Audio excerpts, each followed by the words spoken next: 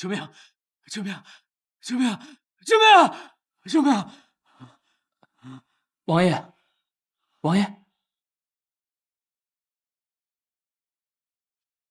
小六子，你进来多久了？奴才刚刚打洗脸水进来，准备给王爷起床用。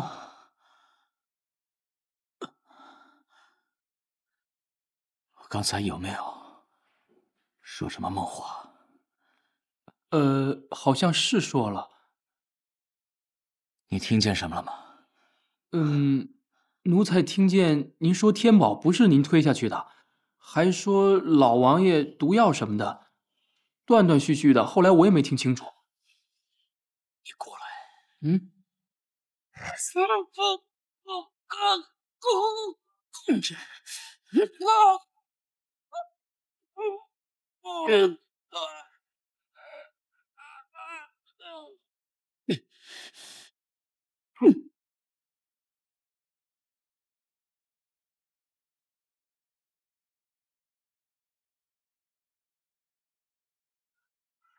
王爷，啊，小六子，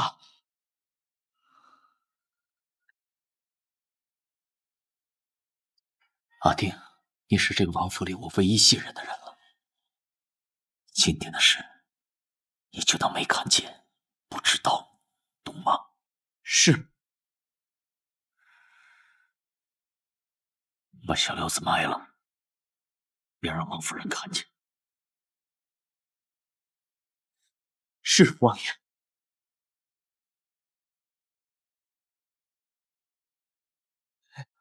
大哥，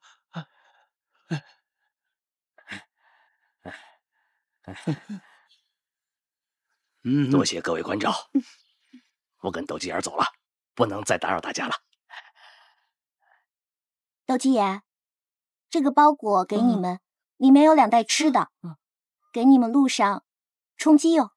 小蝶姑娘，啊，是你救了我和我大哥，你还给我们好吃的，你可真是一个大好人，谢谢你。不用谢，我们能认识就是有缘分呐。我希望你们以后能好好的照顾自己。好。大宝，谢谢啊，谢谢你给了我手和脚，让我的生命充满了希望，也让我对以后的人生有了信心。如果有机会，我一定报答你。不用报答。如果真如你所说，是你遇上我之后开始倒霉的，那这一手一脚就当是我还你的，不用报答。这不是给你算过了吗？之前呢，或许大宝是你的克星啊，但这回呢，遇到大宝绝对是福星啊！对，你瞧，手也有了，脚也有了，连耳朵都有了。以后啊，就别当乞丐了。就我这样当乞丐，别人还以为我是骗子呢。说真的，现在呢，你有手有脚的，回去呢就好好找一份正当的工作，不要再当抢匪了啊！放心，我一定改邪归正，重新做人。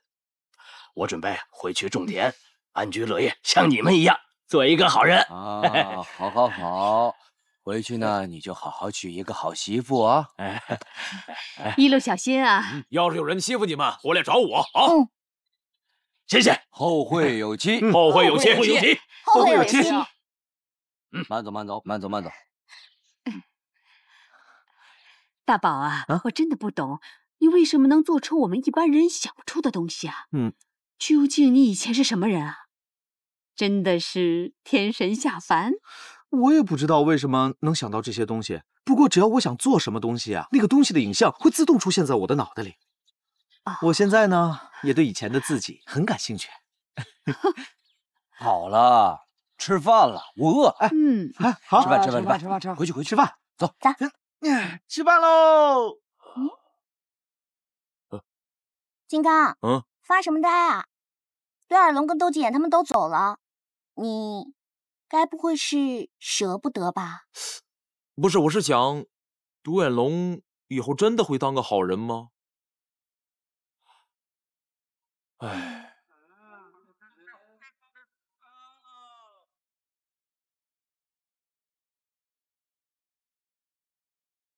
哎，先生啊，姑娘，请问你见过这个人吗？没见过。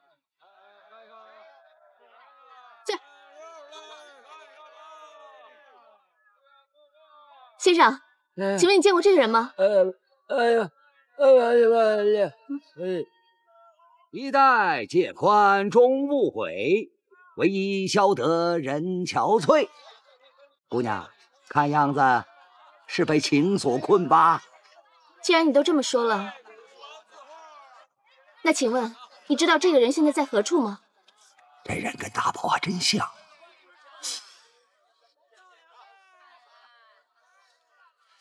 他可能已经死了。我本来以为他已经死了，但是我在京城发现了这块玉佩，所以我坚信他没有死。就算到天涯海角，我一定要找到他。真的是大宝，看来大宝的家人已经找来了。此人与你有何关系？他是我此生最爱的人。这下麻烦了。好，我告诉你一个方位，如果你们见到了，那是缘分未尽；如果见不到呢，那是命中注定。那他现在在哪儿？城东2里。多谢。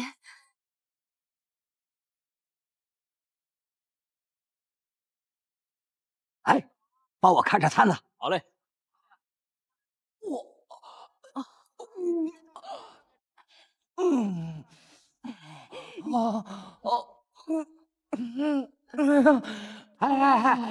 大宝，大宝呢？大宝呢？你怎么了？丢了魂了，还是算命摊子被人砸了？我说大宝现在在哪里呀？城西里他妈儿子摆喜酒，他过去帮忙弄个什么散花筒。哦，城西，太好了。不行，我还得去看看。怪了，张半仙看到咱们俩，竟然没吃醋哎。可能他认命了吧？我的腰，好疼啊！见到大宝没有？啊，他去城东了。听说那里有家商铺，可以买到彩色的纸片。城东？对。哎呀，糟了！今天我怎么算的这么准呢？哎呀，掌柜的，这些账我已经帮你们都算完了。那我要的那些彩纸你们都弄完了吗？好了。按您的吩咐，红、黄、蓝3种颜色纸张，各自裁剪成花朵一样大小。这个东西啊叫散花筒，不过你千万不要拉这个绳子，不然就会砰的一声，吓你一跳的。好玩。掌柜的，多少钱啊？你对我这么好，这些东西白送给你了，拿走吧。啊，那就多谢了。请问这个人你见过吗？没有。请问你们见过这个人吗？没见过。快关，害怕吧。没见过。哦，谢谢。你们见过这个人吗？没见过。请问一下，你们见过这个人吗？姑娘，我刚刚看到你要找的那个人，你赶快随我来。好的。来，张半仙啊。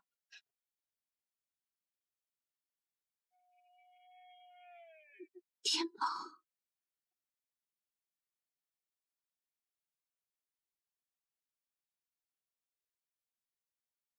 花离别，长江树在艳阳年。天宝，寒窗雪，水帘只影浅浅浅。天宝，你的脸，笑颜在杯中溶解，像一弯宫月，映晴或圆缺。不觉间匆匆一别，花花一别，情隔2、3年。日出不见，日暮不见，谁知思念线？风如鞭，花如谢，我已情于天。只是盈盈泪眼，一人却不见。不觉间匆匆一别，花花一别，情隔2、3年。日出不见，日暮不见，谁知思念线？风如鞭，花如谢，我已情于天。你是谁啊？我找到你了，我终于找到你了。你没事吧？你先躲开呀！大宝，小蝶找你呢，快去！走，快去！姑娘，你确定他就是你要找的人吗？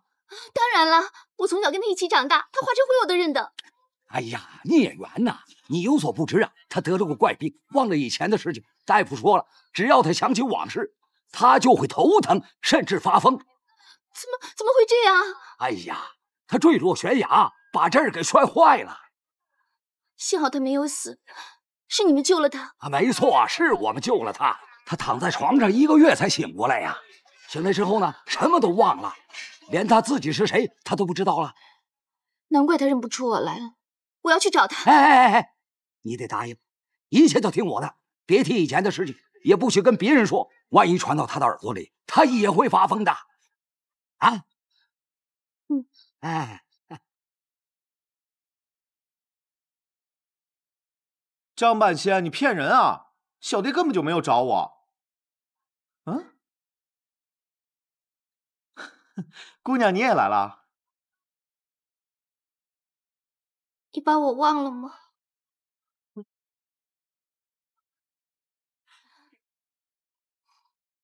姑娘，你是不是认识我啊？你知道我的身世？你忘了，我们从小一起在王府。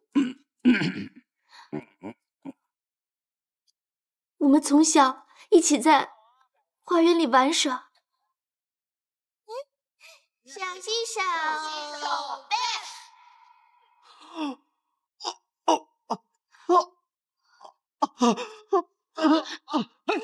大宝啊，大宝！哎，你再多走样，他真的被你害死了。姑娘，听你这么一说，我也觉得好像真的认识你，可是我实在想不起来了。你能告诉我到底是谁吗？其实，姑娘，小心说话。其实我在梦里梦到过你，梦到过108次。真的？竟然有这么离奇的事情！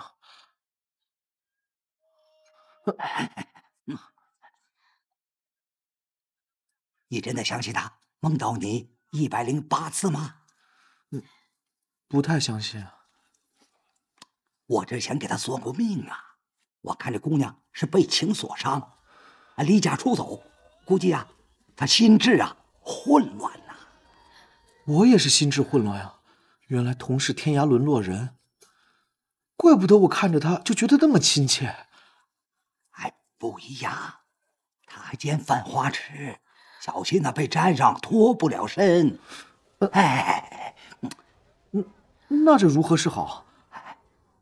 一场相识总算缘分，你敷衍他一下，以免伤得更深。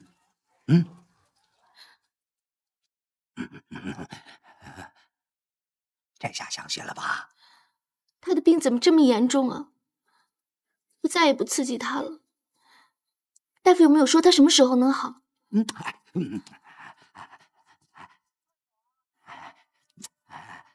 也许明天就好，也许明年才能好，也许这辈子都好不了了。大宝，师傅让你去帮他。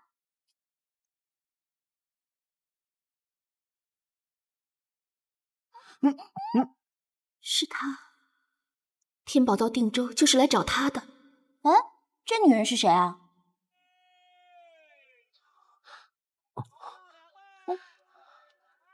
这位姑娘为情所伤，心智混乱了，不仅这样，还犯了花痴呢。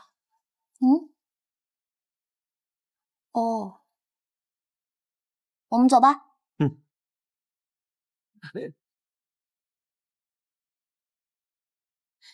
张半仙，我要留在这里陪他。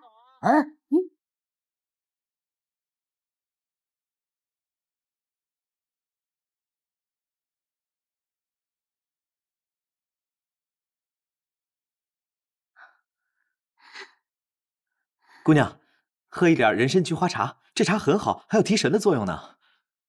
你现在变得这么温柔了，谢谢。那我以前是什么样子啊？我是说，你和我梦中的不一样。梦中的？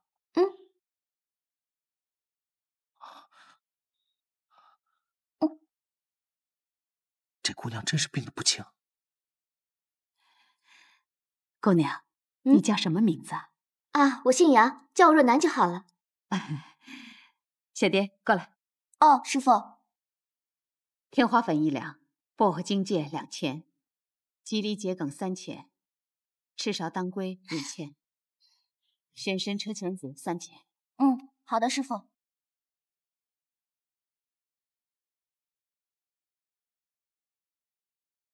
师傅，给。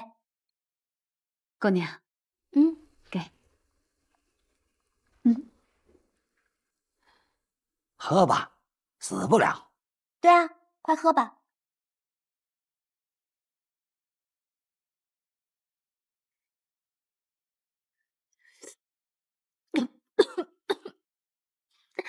怎么这么苦啊？良药苦口嘛。快，全喝。快。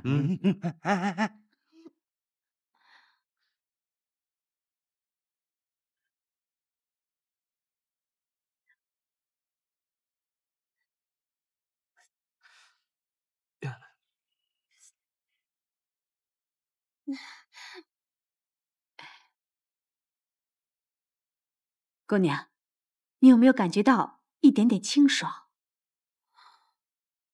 我只觉得头晕晕的，舌头麻麻的。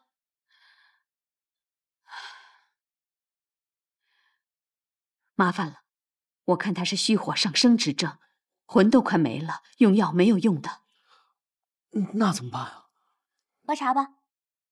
哎，张半仙，你不是总说你会法术吗？有吗？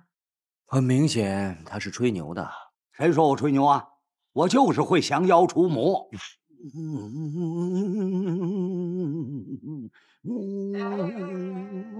现在是要干什么？哦，这是本地的风俗。你刚到嘛，就给你搞一个聚会，去身上的风尘。往哪儿走？哎，别动！你现在身上有魔障，如果动的话，神就会散了。再想治就难了。啊？你在说什么呀？我向空法界拜请收魂祖师祥云来，焚化之前烧化江湖海，急奏神兵神将，太上老君急急如律令。何况妖孽，还不快给我离开！你们定州的风俗果然不同啊。不过我看你无心无法，根本就请不来太上老君吧？哼！贫道身穿紫金道袍，手持八卦符咒，姑娘，你休得胡言！你这些都是骗人的把戏，我连可以控制纸人的法术都见过。我爹跟我说，你们那位白玉蝉祖师时而蓬头赤足，时而金鸡野服，或狂走，或误坐，或整人酣睡，根本就没听说过他穿这么漂亮的紫金道袍。你这些都是骗人的把戏。哇，姑娘厉害啊，把我心里的话都说出来了。三娘，不是我不帮他，他比我还懂还在行，我没办法了。啊，那他的病就治不好了吗？啊？原来你们以为我有病啊？我不是我。这位姑娘，你要是没病的话，就赶紧走吧，免得在这里给我们添麻烦。是啊，我看他很正常啊，不像是有病的人啊。我说你是不是搞错了？我现在无家可归了，我希望你们能收留我。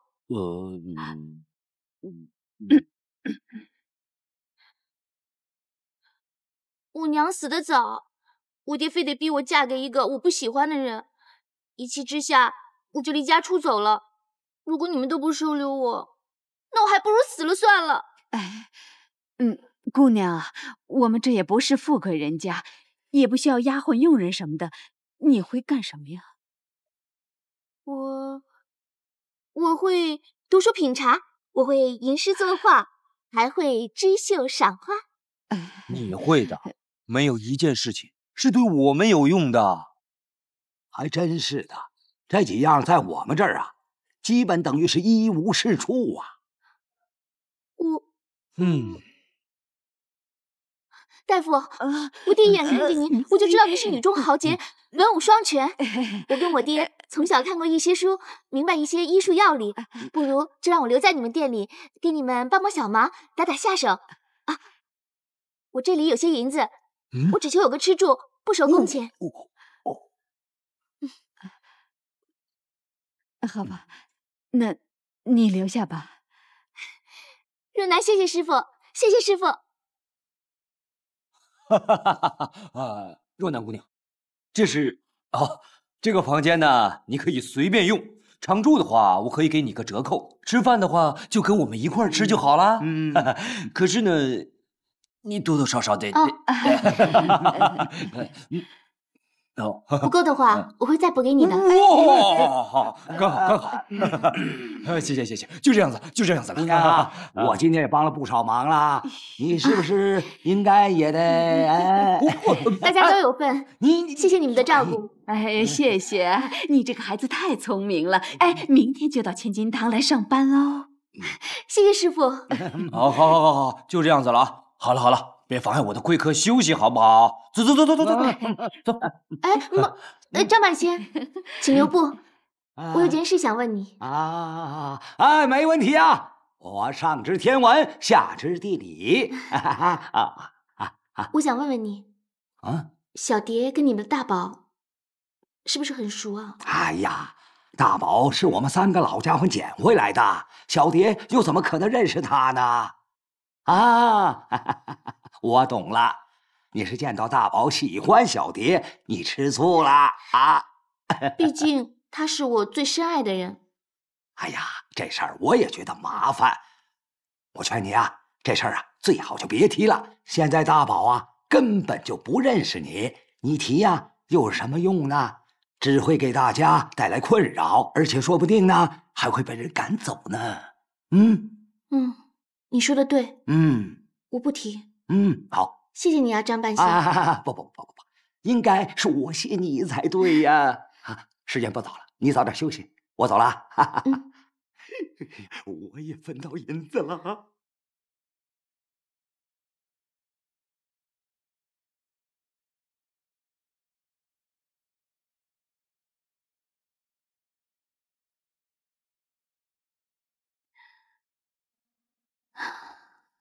怎么办？天宝就在我眼前，我该不该说出实话，把他带回京城找名医治好？可是我逃婚已经犯了欺君大罪，纵使皇上开恩，我还是必须嫁给天祥。而且就算把天宝带回京城治好，天宝恢复神智，一定又会开始躲我。不行，我必须留下来，趁天宝忘了以前所有的事，我要让天宝爱上我，顺便防着那个叫小蝶的女孩接近天宝。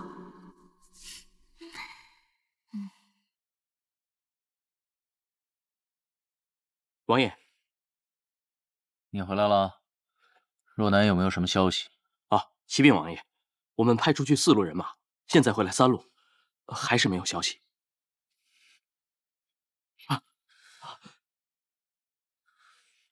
杨若男，你到底要折磨我到什么时候？王爷请息怒，若男大小姐一定会平安回来的，您就不要再这样日夜担心了。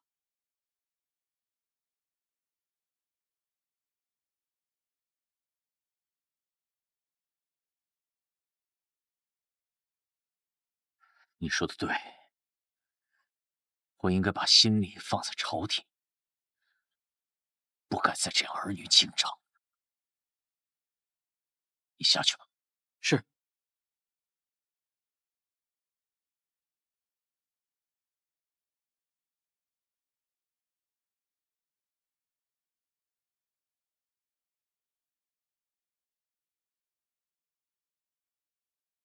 魏忠贤、侯国信，你们别把我当傻子！我今日会走上这条不归路，都是你们一手策划的。你们既然利用我，我也可以利用你们来完成我的志愿。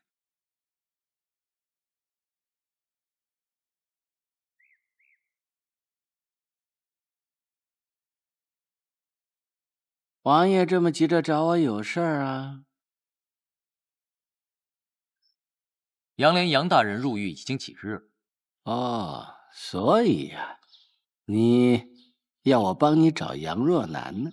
不敢劳烦千岁。在下提杨连杨大人之事，是想提醒千岁，当初承诺给在下更好的前途，不是吗？好，很好，我就喜欢积极的人，能成大事的人就该如此。现在杨莲已经入狱，威胁没有了，我们的计划可以进行了。星儿，义父，去安排一下，让王爷进宫，在皇上面前做一个最亲近的人。是。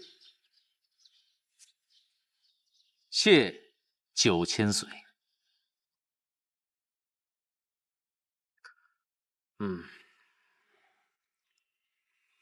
诸位考虑的怎么样了？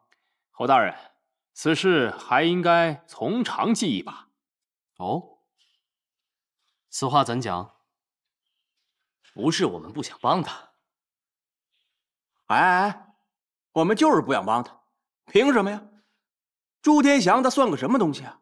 一个庶出的公子，小人得志罢了，还想让我们几个联名保举他做太子太傅？开玩笑嘛！那即使是9000岁的意思，你们也不帮喽？侯大人，这可不是我们驳您面子啊。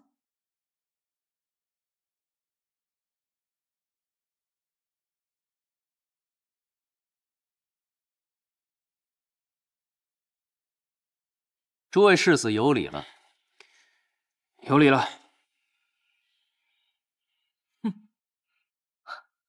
本来天祥想早点来赴宴的，没想到被一些事情耽搁了。王爷忙着何事啊？这不，几个大臣联名要给皇上上个折子，揭露一些秘密，证据就在我手里。说屯聚北疆的德胜王私会鞑靼首领，收受贿赂，图谋不轨。你血口喷人！哦，是吗？你那匹汗血宝马可就在你的马厩里，收受贿赂的清单就在我手里，你还敢狡辩？朱蕊珍，你父王德胜王可真是罪得不轻啊！这折子只要我一递上去，暂不说你这世袭罔替的爵位不保，没准还满门抄斩呢。王爷，王爷，我求你网开一面，放过我父王吧！你大人不计小人过。王爷开恩呀！王爷，我们答应保你为太子太傅。是啊，王爷。王爷，求求你了！王爷开恩呀！王爷，开恩啊！求。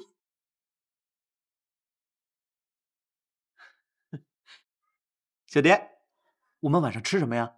问我干嘛？想吃什么，让若楠姑娘给你做啊。可是我爱吃什么，只有你知道啊。不会吧？我看你跟杨若楠都是老相识了。我也有这种感觉啊，好像我跟她真的以前就认识啊。可是我根本就想不起来了。也许她就是你在京城妓院认识的野女人。你说的还真有可能啊。小蝶，你生气了？我生气？哼，开玩笑。要是我惹你生气了，我向你道歉。大宝，大宝，你看看我给你买了什么？刚刚做好的玫瑰饼，来吃一个，好吃吗？果然好吃。我就知道你喜欢这个味道。小蝶，你也尝一块吧。我对花香味过敏。你别担心啊，小蝶，我一定会想办法治好你的。谁要你管？你爱吃什么，不代表别人跟你一样也爱吃什么。小蝶，大宝，过来，我有话跟你说。坐。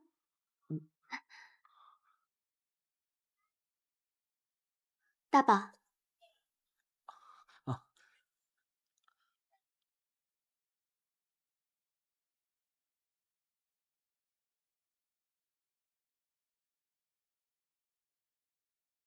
你知道吗？能遇到你，从梦变成现实，是上天对我的恩赐，也是上天对我的眷顾。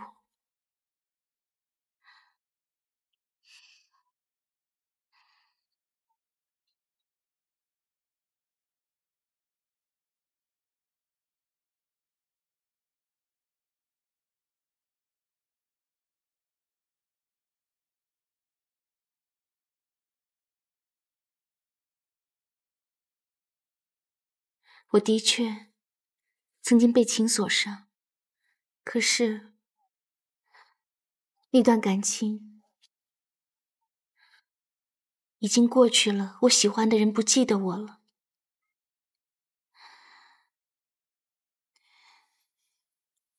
我现在喜欢的人是大宝，我希望你珍惜我们的相遇。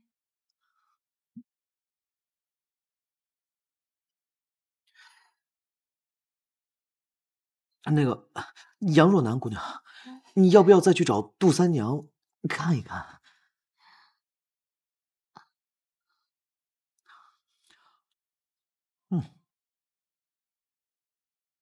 大果，大果，你能不能有点出息啊？就知道吃，跟那个坏大宝有什么区别啊？他现在就知道跟那个女的厮混，根本就没有把我放在眼里。哎，我们可是定过亲的，他难道忘了吗？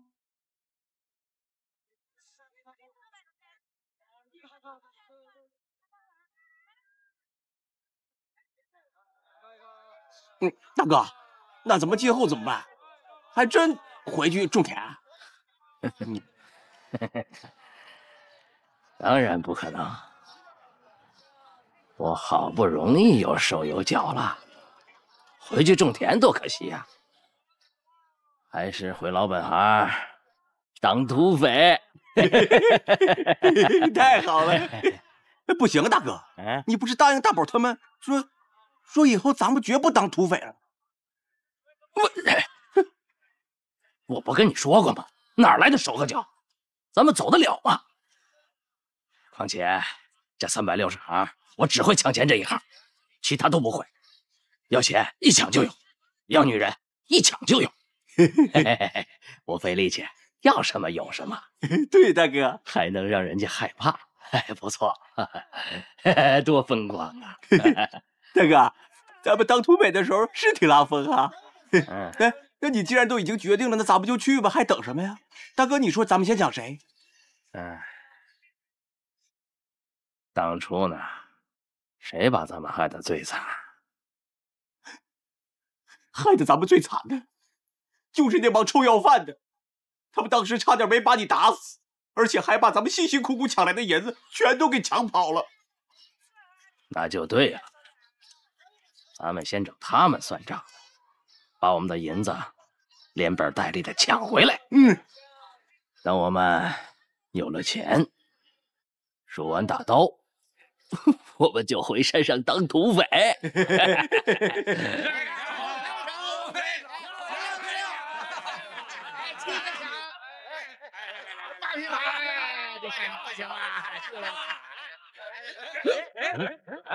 干什么呢？你们谁呀？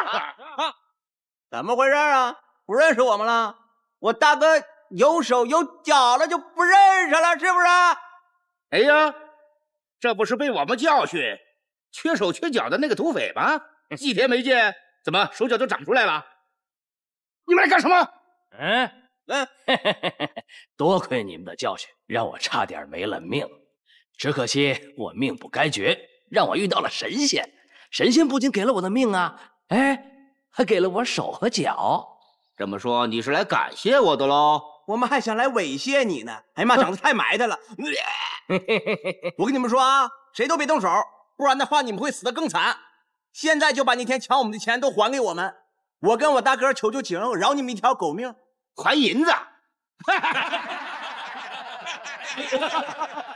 还从没听说过让叫花子还钱，这100年来是头一遭，慢慢等着吧啊！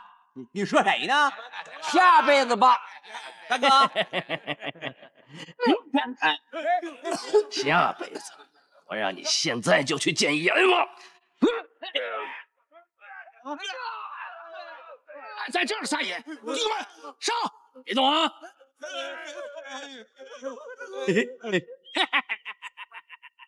都怕了吧？死胖子，你给我听好了，我再给你最后一次机会，赶紧把钱还给我，不然我打得你满地找牙！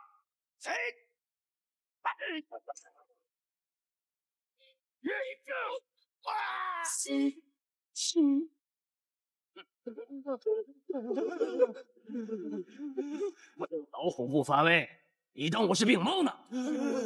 今天我就让他当一回病猫。你看看，你看看，我说别动手，别动手吧，非动手。你看看，多暴力呀！啊！呀，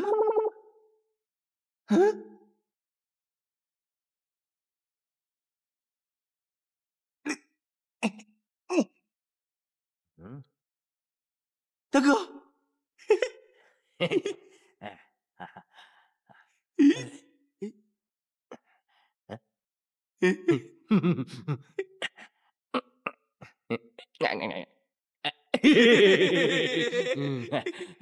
挺带劲的。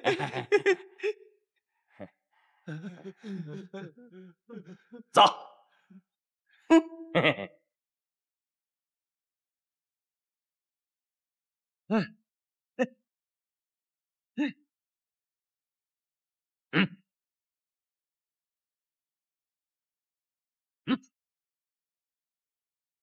什么事啊？数东西。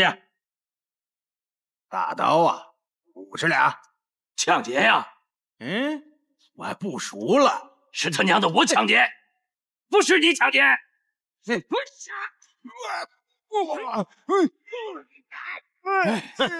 好。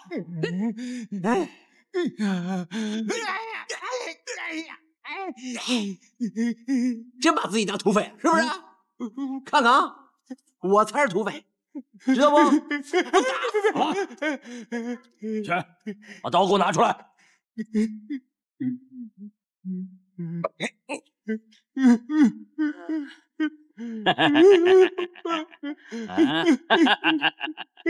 刀，宝刀。别！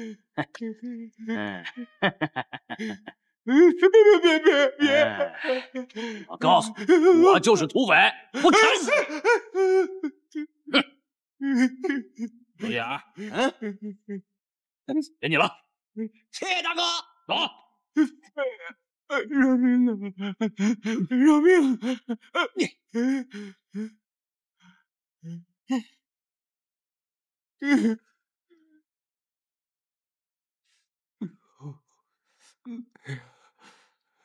老爷，哎，让你去看管当铺，你怎么成这样了？被打了。哼，在定州府，谁胆儿这么大，竟敢把我们师爷给打了？瞎眼了吧？不是，他真瞎了一只眼呐。那你认倒霉吧。不能就这么算了。他把咱们当铺给砸了，大刀也抢走了。啊！把当铺给砸了？砸了？还给抢了？抢了！在这定州府，谁不知道我是那个当铺的大股东啊？是，这明明是在老虎屁股上给拔毛嘛！是，这要是传出去，我这县太爷的面子往哪儿放啊？是啊，不行，师爷，你马上给我发出通缉令，把砸的那个人给我抓起来。是。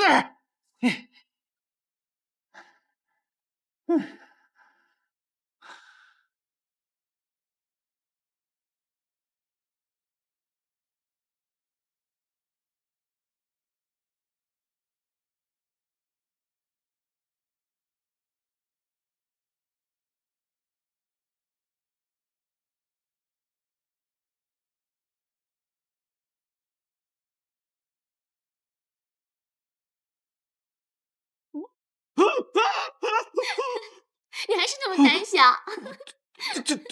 这什么东西啊？你不记得他了吗？这做的还挺巧妙的，就是太小儿科了。这是谁做的啊？关于这个娃娃，还有一个动人的故事，你想不想听？我想听，你讲讲。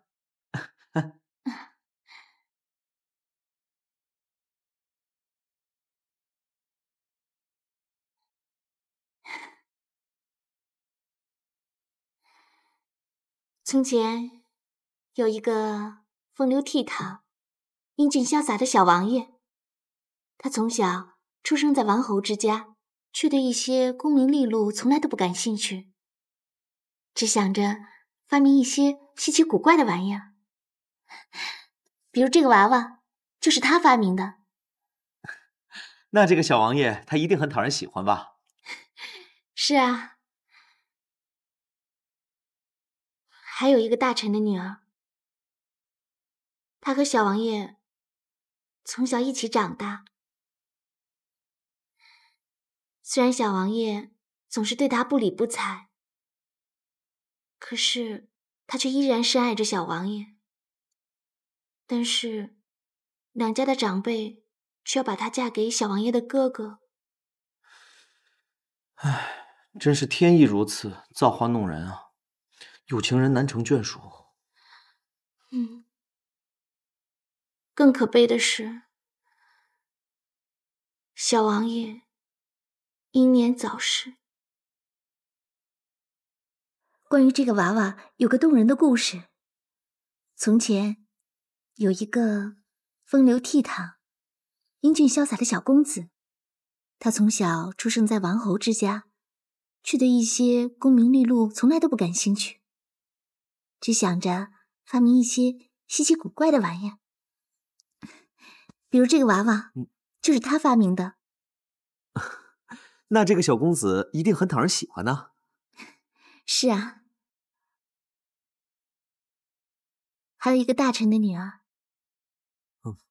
她和小公子从小一起长大。虽然小公子对她总是不理不睬的，可是他却依然深爱着小公子。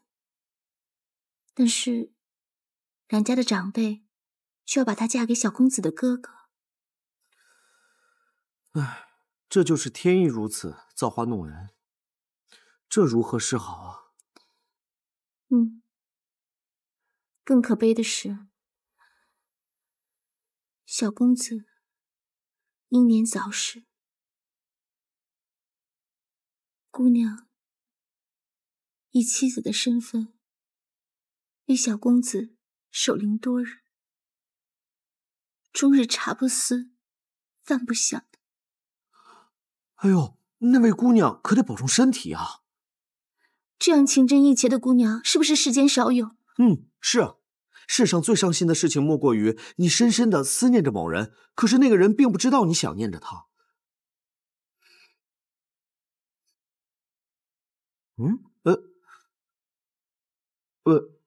你怎么哭了？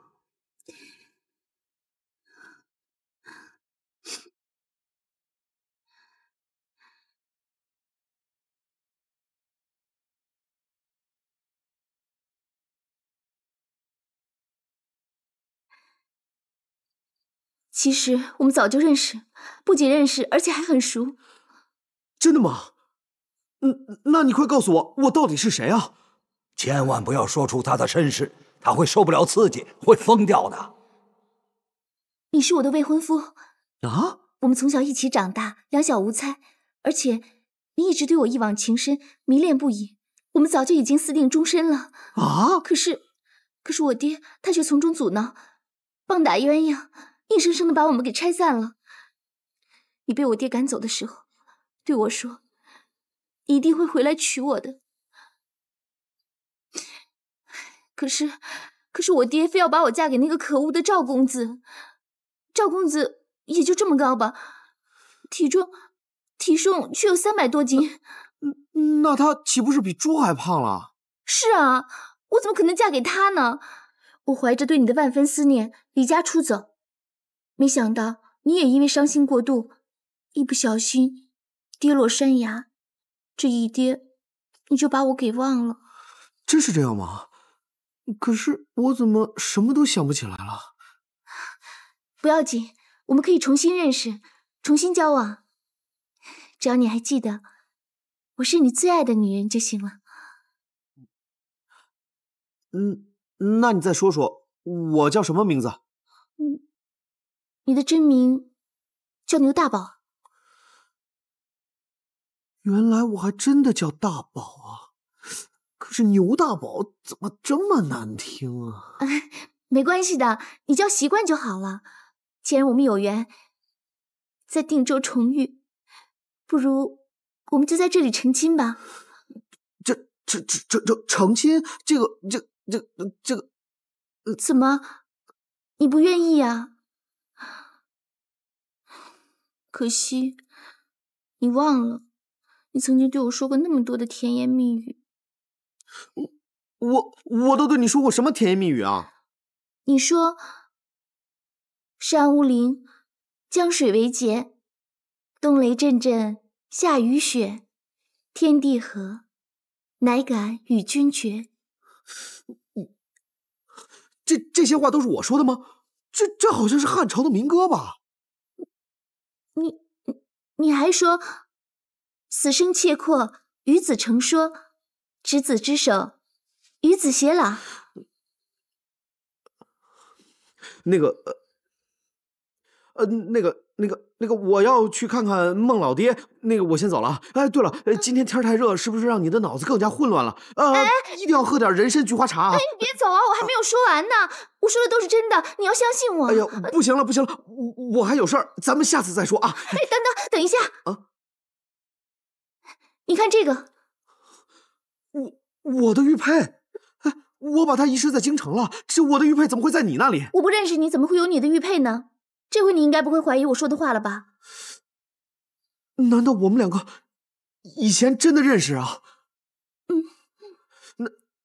那你跟我说说，我爹娘在哪儿？我家以前住在哪里？你爹是教授先生，和你娘早就已经去世了。我的身世竟然如此可怜啊！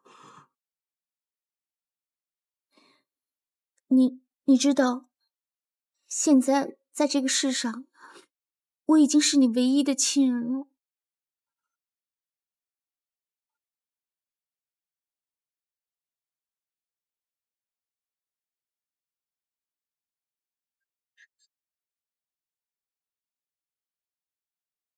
哈哈，王爷，打今儿起，咱们可就是一家人了。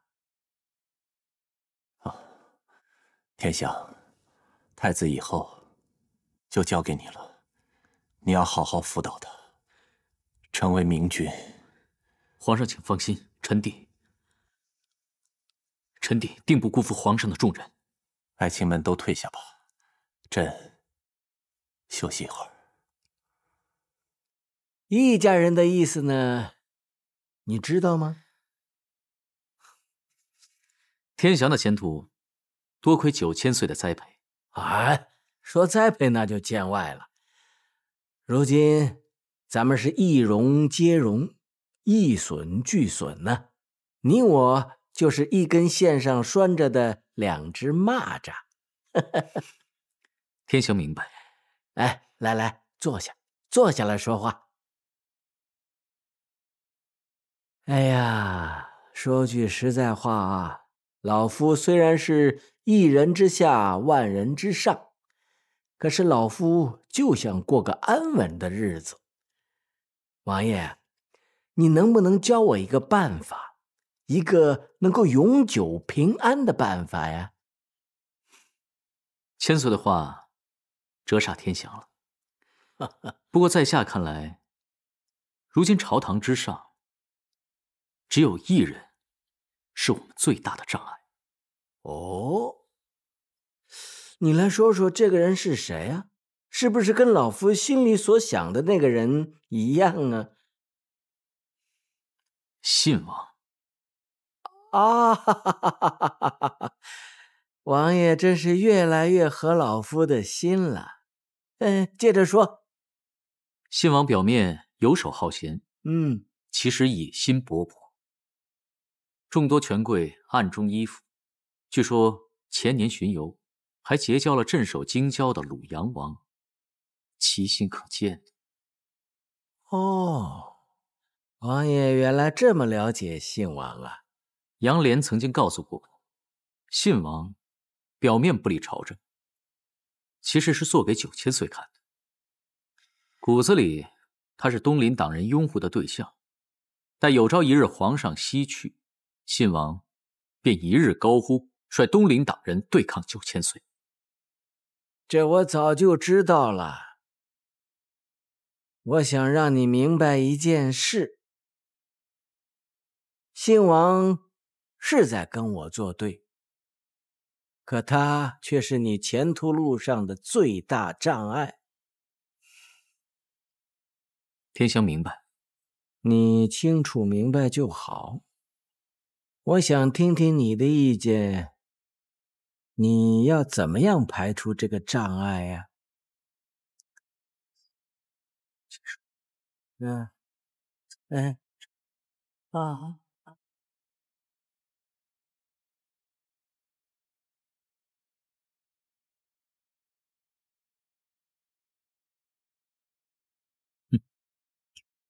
一荣俱荣，一损俱损，就像绑在一根绳上的蚂蚱。韦忠贤呀，韦忠贤，谁玩谁还不知道呢。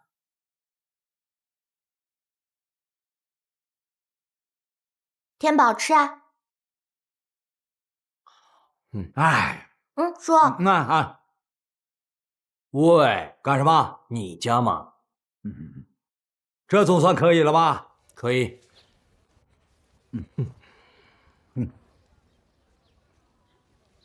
大宝，你怎么了？他一大早起来就这样，一句话都没有说。是不是又在想发明什么玩意儿？问过了，不是。不是。张半仙，若楠姑娘她到底是真的心智混乱还是假的？你为什么这么问？这个神秘的女人，时而冷静，时而疯癫，好像心中藏着巨大的秘密。从她的话中，我认为她以前一定认识我，也一定和我有一段曲折离奇的故事。说不定她还是你青梅竹马的未婚妻呢。小蝶，你怎么知道？她就是这么跟我说的。若楠说了什么了啊？她昨天跟我说，她是我的未婚妻。她还跟我说，我跟她是青梅竹马，一起长大。我还对她一往情深，还对她迷恋不已，而且我们两个早已私定终身了。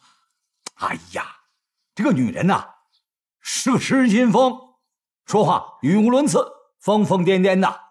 她的话你别信啊。我原本也以为是这样的，可是她昨天晚上拿出我遗失的那个有宝字的玉佩，让我就不得不相信她了。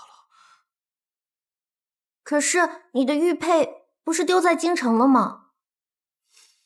所以我也觉得奇怪，若楠姑娘拿着玉佩专门到定州来找我，可见她没有疯癫，可见她真的是认识我，而且她还说我爹娘都已经过世了，现在她是我唯一的亲人。这个人呢？半仙，你生气什么？我生气，这个女孩我们收留她，她还惹是生非，胡言乱语的。大宝，若楠的话你别听，这个女人是个疯婆子啊，她脑子的病比你还严重。可是玉佩的事怎么解释呢？哎呀，这个玉佩呀，那肯定是捡回来的，或许是古玩店买回来的，要不然是自己刻上去的呢。总而言之啊，这个女人是个花痴，她呀想尽了办法去追大宝，你们不要听信于她。别说，半仙说的对，若楠也是想尽办法追你而已。小蝶，你也别挂心上去哦。吃饭。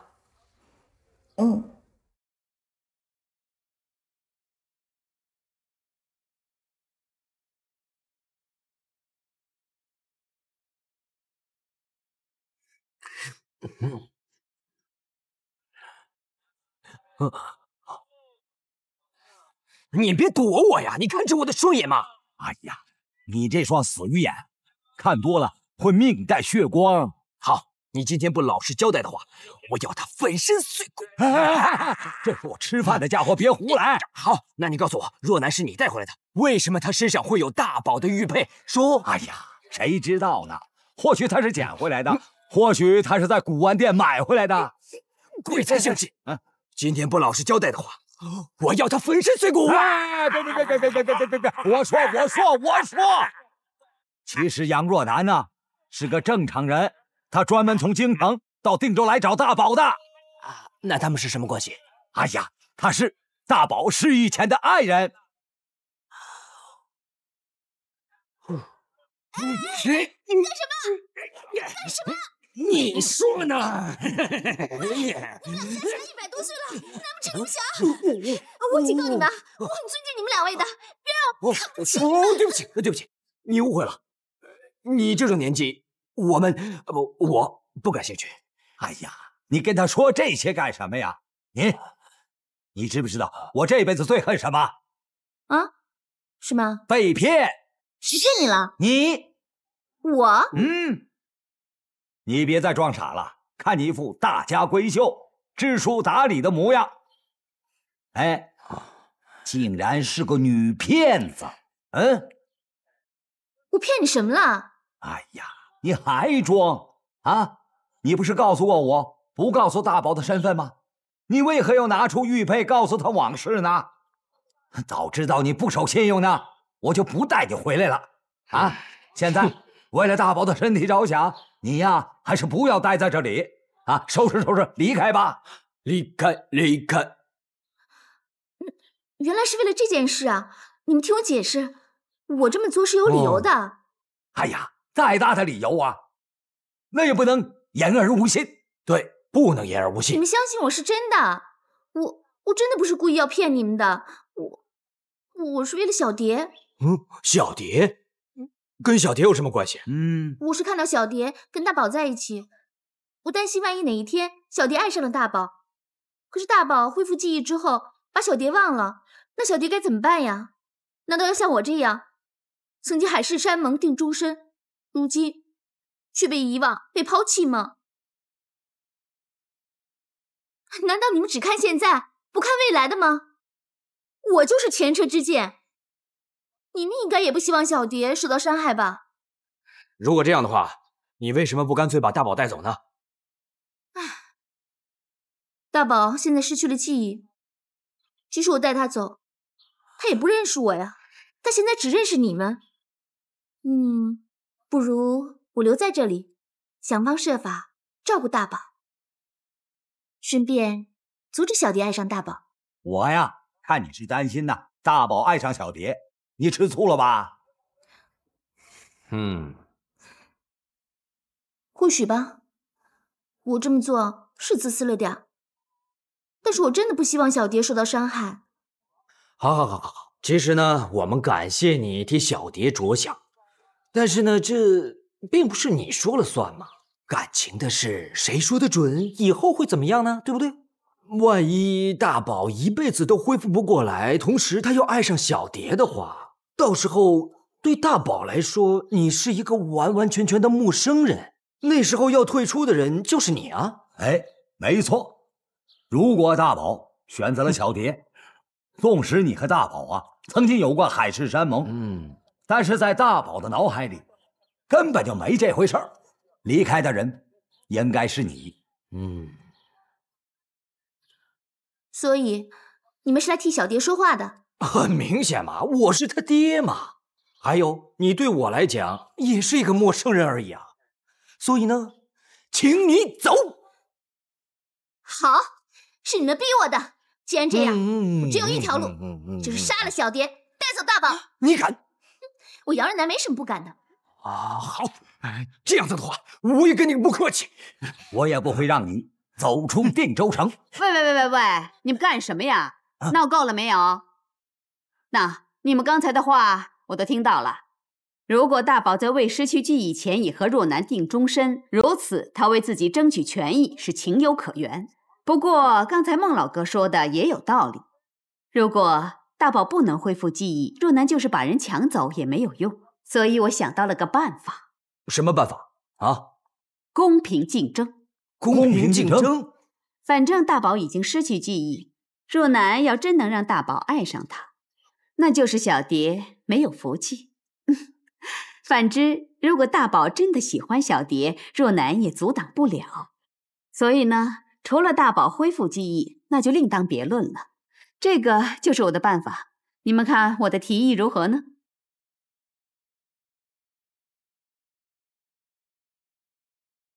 好，我答应你。既然是公平竞争了，我要求你不许对大宝说出往事。如果大宝呢病情加重了，我绝饶不了你。好了，既然事情这么定了，你们两个可以走了吧？不要再打扰我做生意啦！好，走了，谢谢啦。哎，对了，请问大宝姓什么？不能告诉他们，万一天祥找来，就前功尽弃了。大宝姓牛。牛？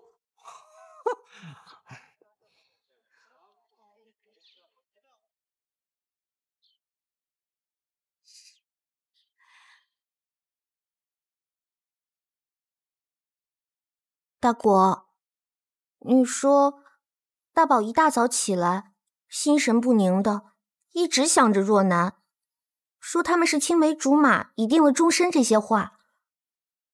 可是张半仙又说他脑子有毛病，可是我看他又不像脑子有病的样子。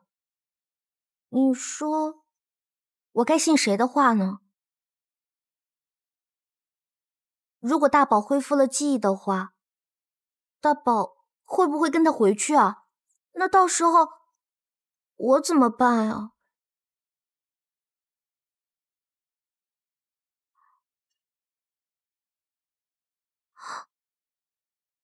你来干嘛？我来找你聊天呀。你有什么事找你的若男姑娘聊去啊？找我干嘛？你吃醋了？你臭美，谁吃醋了？我很忙，你走开。哎，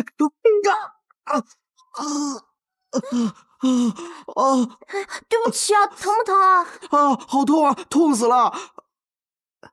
谁让你把手伸进来的？骗你的，不疼了。你看，没事啦，骗你的。你好坏啊，你骗我！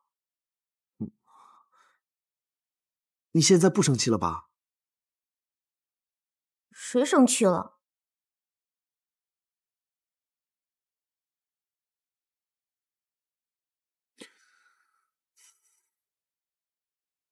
我知道你在为若男的事情不高兴，你觉得我会相信他说的话？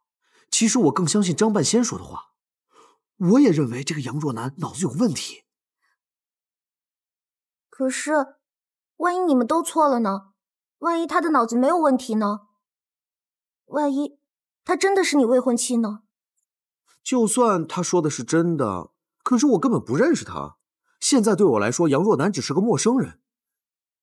现在我心里面真正喜欢的人是你。万一大宝你恢复了记忆呢？到时候你肯定会回到若男身边去的。那我怎么办啊？哎呀，不会的。如果你担心我把你忘了，那从现在开始，每天我都会写下“小蝶我爱你”这几个字，然后把它保留起来，有字据为证，你就不用担心我把你忘了吧？可是那是写在纸上的，我怎么知道你的心呢？你还是不相信我？好，那我就不要恢复记忆。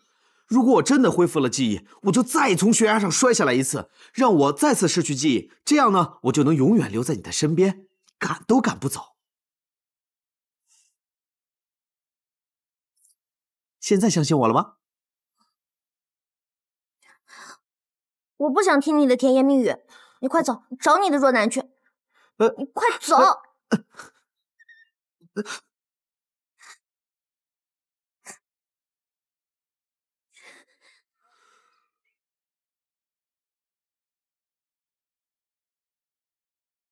小蝶，以前我爱过谁，我真的不知道。但是现在，我非常清楚的知道，我爱的人是你。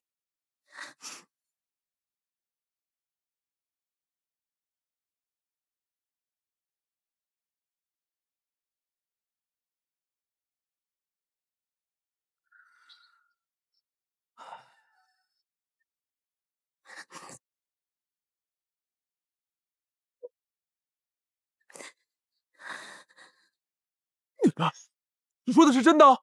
我什么时候骗过你啊？这可是你追到小蝶的一个大好机会，千万不能失去了。可是我要怎么做呀？当然是站在若男这边，帮他追回未婚夫大宝啊！你想一想，小蝶一落单，他一定很伤心很难过。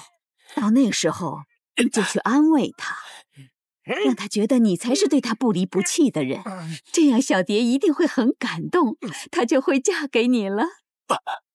啊，对呀，你好聪明啊！那当然了，我是谁呀？我是杜三娘嘛。他们以为我是和事佬，我做这么多都是为了你呀。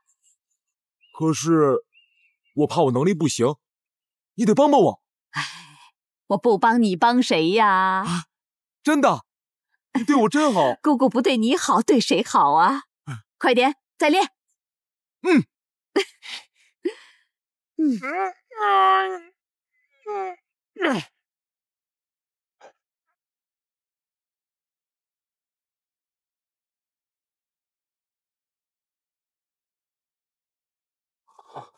怎么会这样？杨大人，各位大人，杨大人，他们怎么能把您折磨成这个样子？您受苦了。皮肉上，他们越是折腾我，表示他们越怕我，拿我没办法。倒是各位大人得避嫌呐，尽量不要来看我。这现在是奸佞当道，忠臣被害呀！我们不能再让他这样胡作非为了，杨大人呐！杨大人，自从您入狱后，魏忠贤的气焰更加嚣张，吏部尚书司徒大人也被魏延陷害，如今被贬官回乡了。您不在朝中，我们是群龙无首啊！我们要联名上书陛下，救您出来。万万不可！你们千万不要轻举妄动。现在东厂和锦衣卫全部控制在魏忠贤手里，你们现在上奏折，那不是害了他们吗？我们要保存实力，静观其变。杨大人，还有一件事，建兴王爷朱天祥最近和魏忠贤走得很近。哦，朱天祥现已成为太子太傅，还是魏忠贤在皇上面前保荐他的。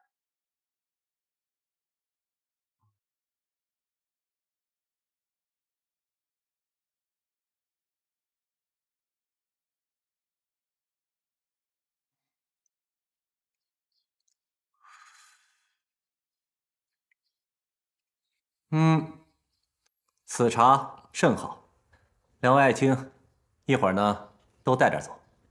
谢皇上。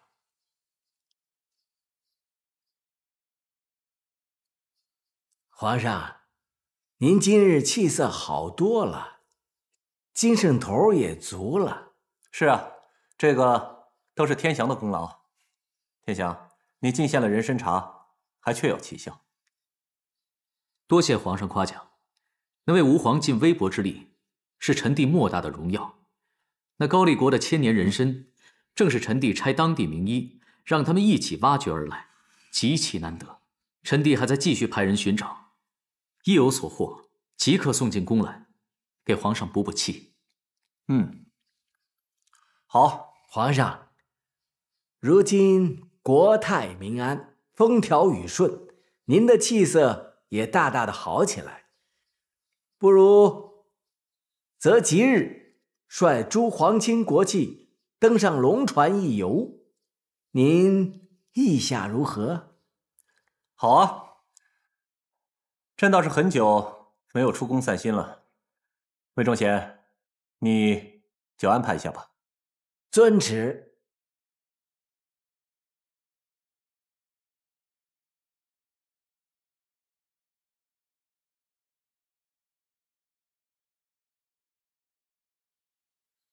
王爷。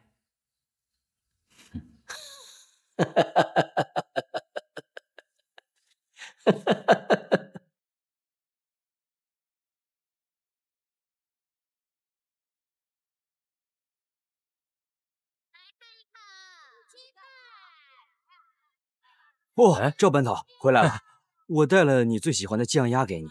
哎呀，孟苏师，太客气了吧？有事儿？哎呀，还有什么事啊？来来去去就一件事嘛，看看有什么官司打嘛。老孟啊，你就给我说笑，你已经是咱们定州有名的大讼师了，还怕没活干？哎，别开玩笑啦，我就是闷得慌，所以才过来问问嘛。对了，最近定州好像是蛮安静的嘛。安静？才不安静呢，出大事了。说来听听。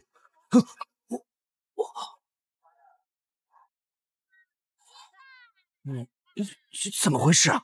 定州这2天呀，来了俩劫匪，光天化日打劫当铺，还把人给打伤了。你说可恶不可恶？哇，竟然那么大胆子啊！你知道抢了谁的当铺吗？谁呀？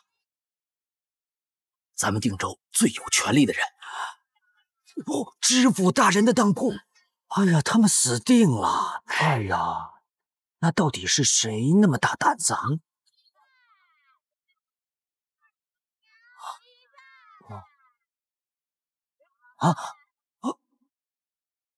他们俩？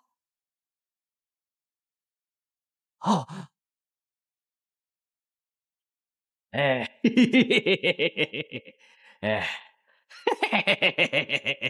老大，队伍集合完毕，是否开始等你指示？开始！银牙堂主到，开始！立正，立正，站直了！我看看，好，不错，小鬼，很好，我很满意。以后我就是你们的老大，独眼龙。独眼龙，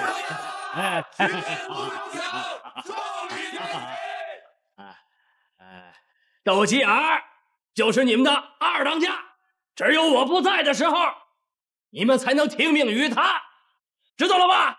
知道了。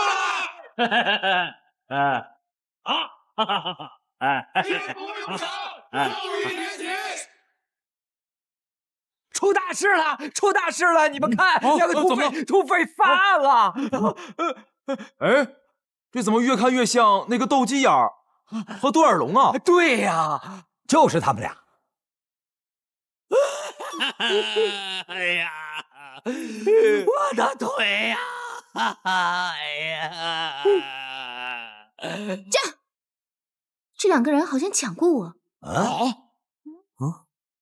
你怎么被抢了？你来过定州吗？认错了。真是江山易改，秉性难移，在我们面前毒誓都能发，离开后马上使坏，真是白救了。就是我们对他们那么好，以为可以感化他们，没想到一点用都没有。真是浪费了我的杰作。你们怎么这么看着我啊？当初让你不要给独眼龙装手和脚，就是因为我们怕他们会作案。看来我猜的没错，现在成真了吧？现在我也很后悔。怎么回事啊？哦，是这样的，这个叫独眼龙的土匪啊，被人断了手脚，连耳朵都没了，上街流浪当乞丐，差点没被人打死。我们把人救回来，大宝帮他重建了手脚，让他恢复成正常人。结果他离开以后，又干回老本行当土匪去了。原来是这样啊！哎，那这也不能怪大宝啊，大宝是好心，谁知道他们会回去干土匪啊？大宝，现在有人帮你说好话了。小蝶，我站你这边。不用了。小蝶，小蝶，你能不能告诉我，独眼龙的手脚是怎么做的？好啊。哎呀，我知道你在这方面一直是很厉害的。你刚刚这样就对了。再这样下去的话，小蝶会吃亏的。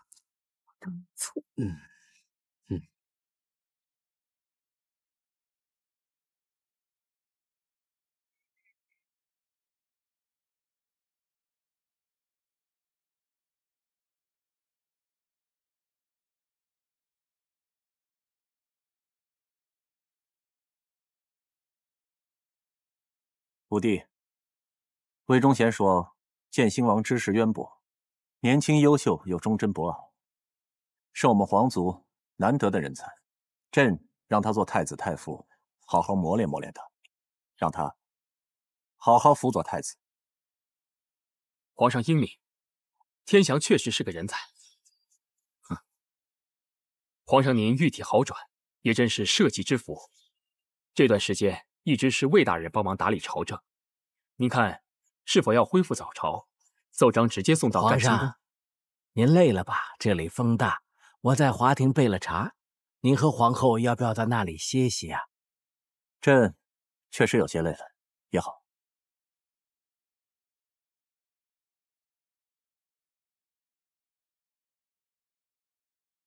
父皇，父皇，我想上船玩，我想上船玩。你想上船玩啊？嗯，好啊。想上哪个船呢？那个大船？太子说想上船玩一会儿，武帝，你就陪太子再去玩一会儿。啊，是。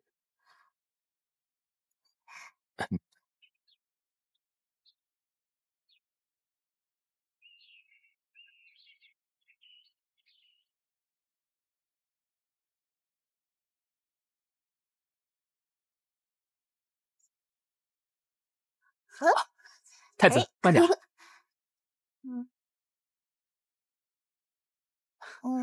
来。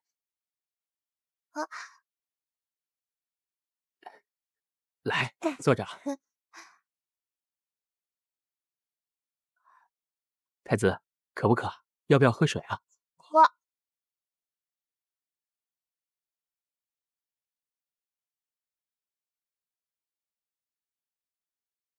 皇上，请喝茶。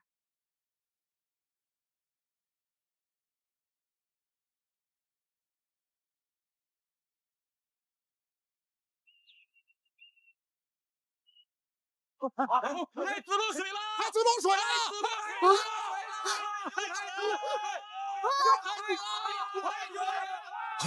快派人去救太子！你看我干什么？快点下船，一定要救太子！快，所有会水的人全部跳入水中，一定要救回太子！快！救太子！救太子！快来救太子呀！快来救太子呀！快救太子！太子落水了！太子落水了！快来救太子！皇上，一定要救回皇儿！快！来人呐！快！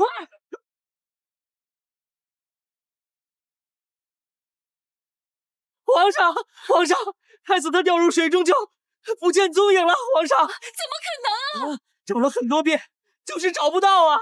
怎么会这样？怎么会这样？怎么可能？魏忠贤，臣在。朕命你彻查此事，查不清楚，休要来见朕。臣遵旨。皇儿，快救太子！皇儿，快呀！继续搜啊！快去！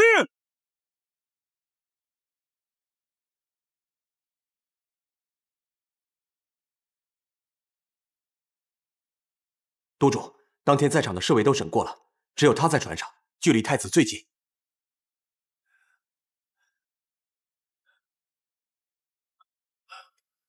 那天是你在船上伺候吗？是的，九千岁，饶命啊！船上有可疑之人吗？吃啊！好吃。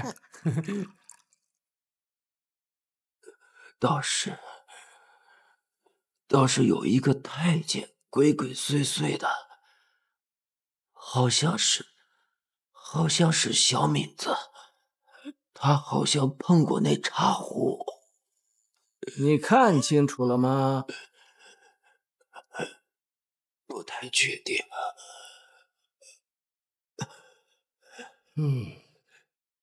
小敏子现在可是不见了，你要说实话，下毒的是不是信王啊？千岁饶命！我当时确实没……是。谢谢我。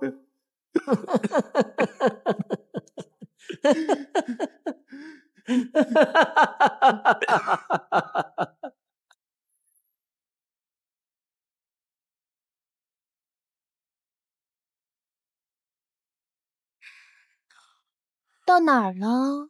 啊？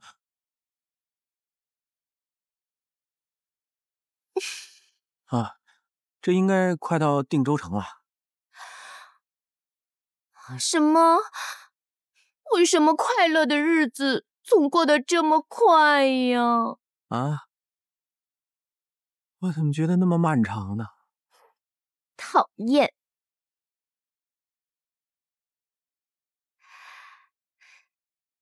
看来到定州城还有1个时辰的时间，不如……啊，别，我让车夫快点啊！不用了啊，相公。哎呀，你看这儿多么寂静啊，鸟语花香。如果我们在这里相好，那多刺激呀！你想不想愉悦呀？别，娘子，在这车里这么晃的，这个车太硬。